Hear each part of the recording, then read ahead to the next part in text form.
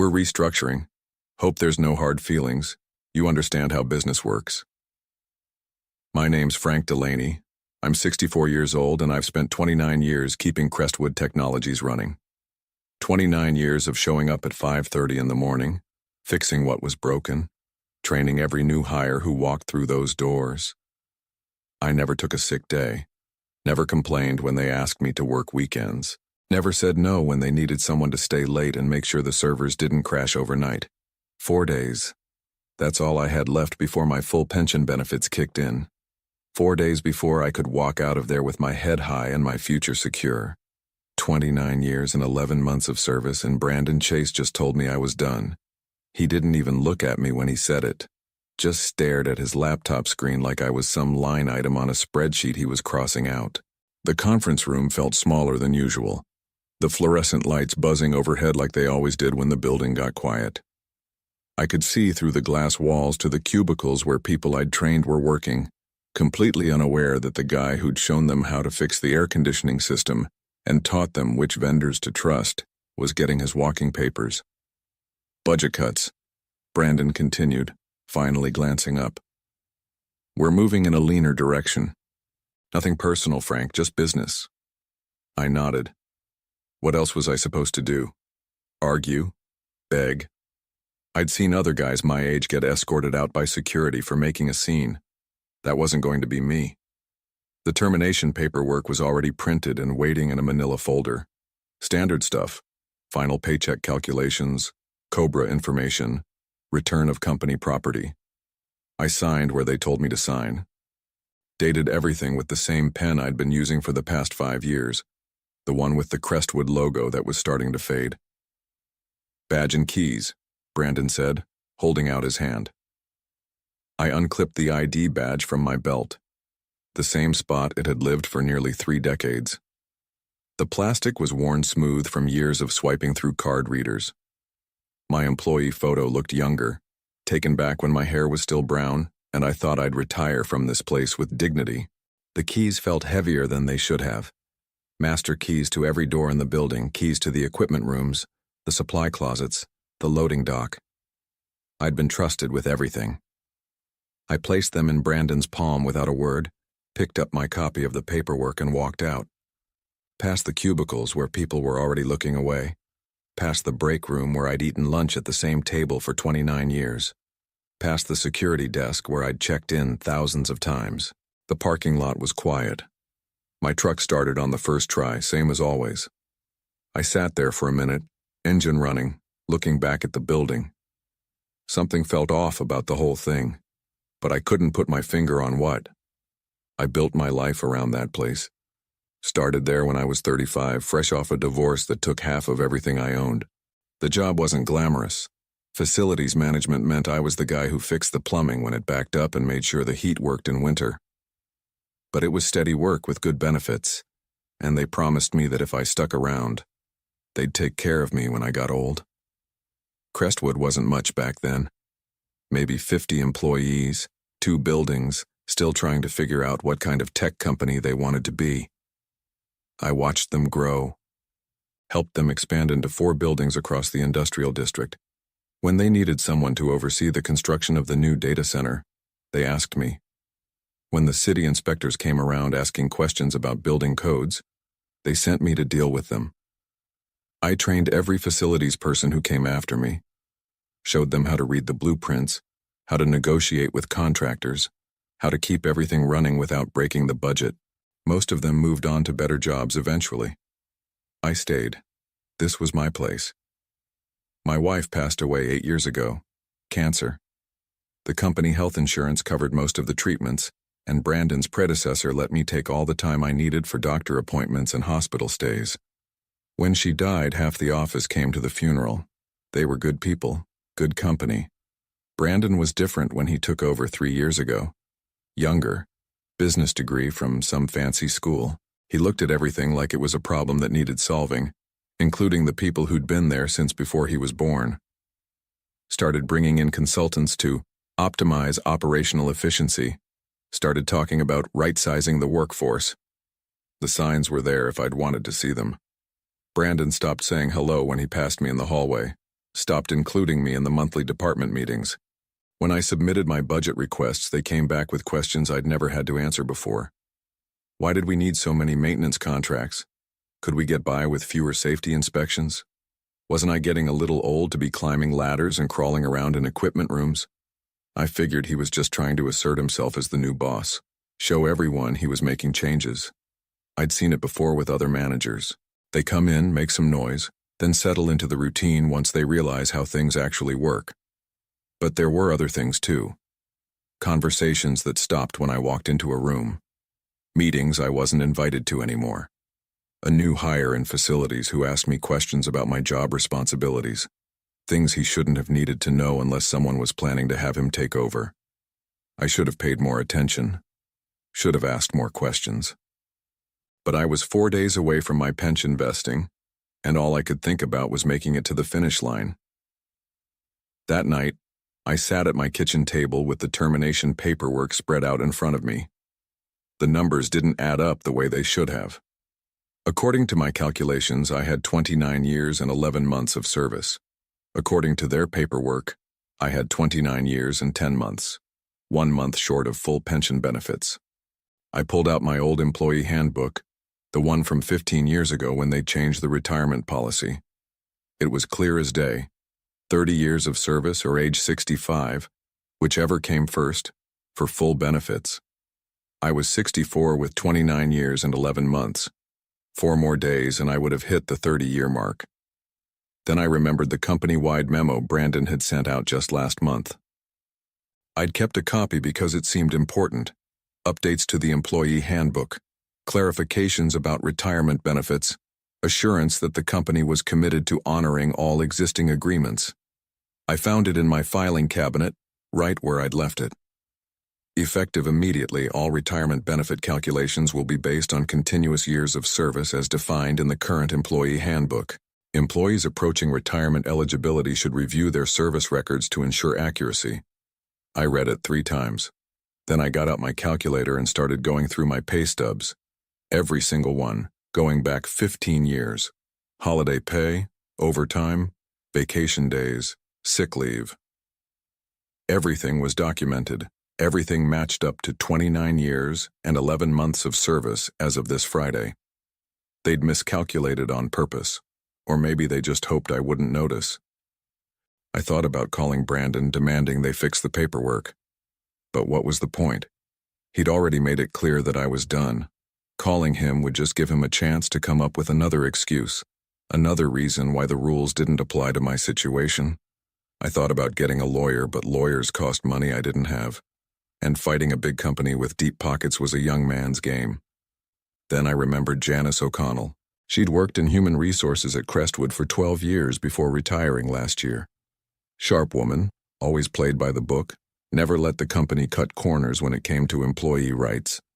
I'd heard through the grapevine that she was doing consulting work now, helping other companies avoid the kind of legal problems that came from treating employees badly. I found her number in my old contacts and stared at it for a long time. Making that call would mean admitting that I'd been screwed over. It would mean fighting back instead of just accepting what had happened and moving on. But sitting there in my kitchen, looking at 29 years of pay stubs and a termination letter that didn't match the facts, I realized something had shifted inside me. I wasn't angry. I was focused. I picked up the phone and dialed. Janice answered on the second ring. Her voice was the same as I remembered. Direct, no nonsense, the kind of tone that made you want to tell her the truth whether you planned to or not. "Frank Delaney," she said before I could introduce myself. "I heard about what happened. Word travels fast in this business." I laid out everything for her. The timing of my termination, the discrepancy in the service calculation, Brandon's attitude over the past few months. She listened without interrupting, asking pointed questions about dates and documentation. When I finished, there was a long pause. "You kept all your pay stubs?" she asked. "Everyone. Company memos? Policy updates? Everything important. My wife always told me to keep good records." "Smart woman, Frank, I need you to listen carefully. What Brandon did isn't just wrong, it's illegal. Federal law protects employees from being terminated to prevent them from collecting earned benefits. But proving it requires more than just the timing. We need to show intent. She explained how these cases worked. The Department of Labor took them seriously, but they needed solid evidence, documentation, a pattern of behavior, something that showed the termination wasn't just bad timing but deliberate fraud. "Bring everything to my office Monday morning," she said. "Don't talk to anyone at Crestwood. Don't post anything on social media. Don't even tell your neighbors what happened. If this goes where I think it's going, we want them to believe they got away with it." Monday morning, I drove to Janice's office with 3 boxes of paperwork: pay stubs, employee handbooks, memos, performance reviews, email printouts. 29 years of documentation organized in chronological order. She went through everything methodically, taking notes on a yellow legal pad. When she got to Brandon's memo from last month, she stopped and read it twice. "This is golden," she said. "He put it in writing that service calculations should be accurate. Then he fires you with an inaccurate calculation 4 days before you hit 30 years. Either he's incompetent or he's lying. What's the difference? Incompetence gets you your job back. Lying gets you your job back plus damages plus a federal investigation that could shut down their entire human resources department." She explained the process. File a complaint with the Department of Labor.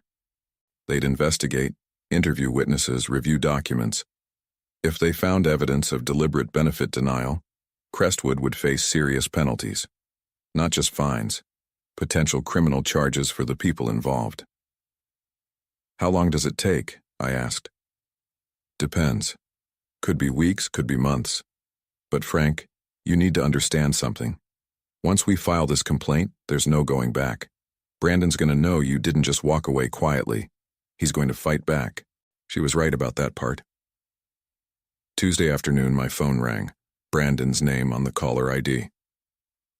"Frank, I heard you've been talking to people about your termination. I hope you're not planning to do anything stupid." I didn't say anything. "Look, I get it, you're upset. But we followed company policy to the letter. Your service record shows 29 years and 10 months. I've got the documentation right here." "What documentation?" "Your hiring date. January 15th, 1996. Your termination date. November 8th, 2024. Simple math, Frank." I knew he was lying. I started at Crestwood on December 15th, 1995. I had the offer letter to prove it. But Brandon was setting up his defense, trying to get me to argue with him over the phone where he could control the conversation. "I'm not looking for trouble," I said. "Good. That's good to hear. Because if someone were to file a frivolous complaint against the company, well, we'd have to defend ourselves. And defending ourselves might involve looking very closely at that person's work history, making sure they never violated any company policies, never took anything that didn't belong to them, never said anything that might have hurt the company's reputation. The threat was clear. Fight back, and they'd destroy whatever was left of my reputation." "I understand," I said, and hung up, but I didn't understand. Not really. Because what Brandon didn't know was that Janice had already filed the complaint that morning. Janice called me Wednesday evening with news that changed everything. "The Department of Labor moved fast on this one," she said. "They've been watching Crestwood for a while. Turns out you're not the first person this happened to." She'd spoken with the investigator assigned to my case. Over the past 2 years, 3 other longtime employees at Crestwood had been terminated within months of becoming eligible for full pension benefits. All of them in their 60s. All of them with service records that had been mysteriously miscalculated. "They're calling it a pattern," Janice explained. "Systematic benefit denial, the kind of thing that gets companies put on federal watch lists." But there was more. The investigator had requested personnel files for all 4 terminated employees. What they found was a series of emails between Brandon and the new human resources director, discussing ways to optimize the workforce and reduce long-term benefit obligations. "They weren't even smart about it," Janice said. "Used company email. Talked about specific employees by name. Your name was mentioned 6 times in the past 3 months." I felt something cold settle in my stomach. What did they say about me? That you were a legacy cost, that your pension and healthcare benefits would represent a significant ongoing expense, that your position could be eliminated and your responsibilities distributed among existing staff. They'd been planning this for months. While I was coming in early and staying late, while I was training new people and fixing their problems, they were figuring out how to get rid of me without paying what they owed. There's something else, Janice continued. The investigator wants to interview you Thursday morning. They're bringing someone from the criminal division. Criminal? Frank, when a company deliberately terminates employees to avoid paying earned benefits, that's not just a civil matter. That's fraud. Wire fraud if they used electronic communications to plan it. The people involved can go to prison. Thursday morning, I sat in a conference room at the Department of Labor building downtown. Two investigators, both younger than my son, both wearing suits that cost more than I spent on clothes in a year. They recorded everything, asked me to walk through my employment history year by year, showed me printouts of emails I'd never seen. The emails were worse than Janice had described.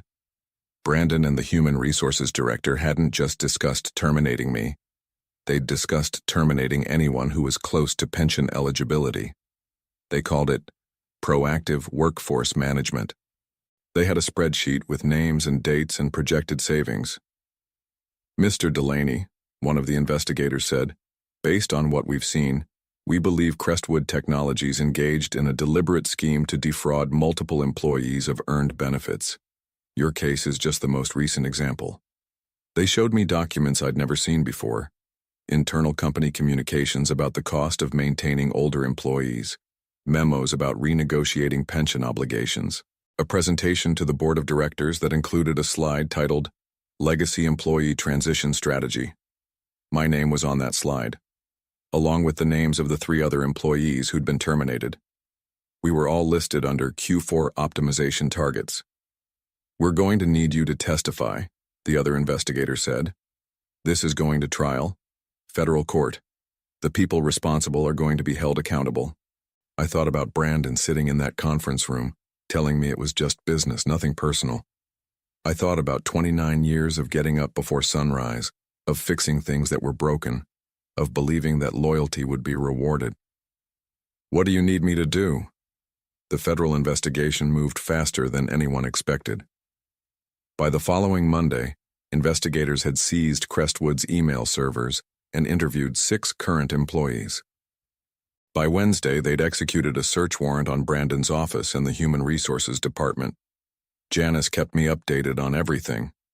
The investigators had found more evidence than they knew what to do with. Internal documents dating back 3 years showing a systematic plan to eliminate older employees. Spreadsheets calculating pension savings. Email threads discussing the best timing for terminations to avoid legal challenges. They kept records of everything, Janice told me over coffee Thursday morning. It's like they wanted to get caught. The plan was simple and brutal. Identify employees approaching pension eligibility. Find reasons to question their performance or necessity. Terminate them just before their benefits vested. Save millions in long-term costs. Brandon had presented it to the board as a financial necessity. The company was growing, but pension obligations were eating into profits. Younger employees cost less to insure and didn't require long-term benefit commitments. It was basic business math. What he hadn't counted on was someone like me keeping detailed records, or someone like Janice understanding federal employment law, or investigators who took benefit fraud seriously. Friday afternoon, Brandon called me again. This time his voice was different, higher-pitched, nervous. Frank, I think there's been a misunderstanding about your termination. We should talk. Work something out. What kind of misunderstanding? Your service record.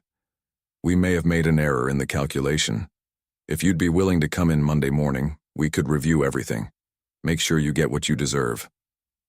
He was panicking. The investigation was public now, mentioned in the business section of the newspaper. Crestwood's stock price had dropped 15% in 2 days. The board was asking questions Brandon couldn't answer. I don't think that's necessary, I said. Frank, please.